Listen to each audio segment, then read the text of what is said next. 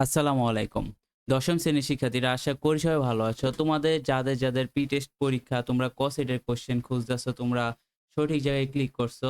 তো তোমরা দেখো এই হচ্ছে গিয়ে তোমাদের ইংরেজি প্রথম পত্র ক সেটের প্রশ্ন। তো এখান থেকে তোমরা বুঝতেই পারছো এখানে লেখে আছে সেটে তোমাদের যাদের সেটেতে এক্সাম হইতাছে তোমরা দেখো। তো এটা তোমরা ভালোভাবে তোমরা মিলাই নিবা তোমাদের গাইড থেকে যাদের গাইড আছে অথবা বই আছে, তোমরা গ্রামার বই আছে, তোমরা এখান থেকে 100% কমন এখান থেকে দেখতে পারবা। ঠিক আছে? তো এখানে দেখো এটা সুন্দর করে বুঝেই যাচ্ছে। তো তোমরা যারা এটা বুঝতে পারো না, তারা আমাদের Facebook page AM Education Hour এখানে চলে যাও। AM এডুকেশন আওয়ার আমাদের Facebook পেজের মধ্যে গেলেই তুমি এটা সুন্দরভাবে এটা ছবি আপলোড করা আছে। তুমি সেখান থেকে নিতে পারবা। সেখানে হাজার স্টুডেন্ট কোয়েশ্চেন গুলা নিতেছে।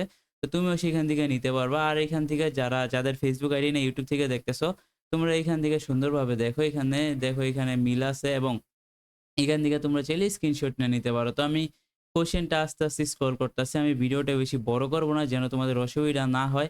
এই ভিডিওটা বেশি বড় করলে তোমার অসুবিধা, আমার অসুবিধা। যেহেতু তোমার পরীক্ষা তুমি তাড়াতাড়ি পড়ো অথবা এটা ছবি দেখে তুমি তাড়াতাড়ি তোমাদের পরীক্ষায় একটা ভালো একটা প্রিপারেশন নাও।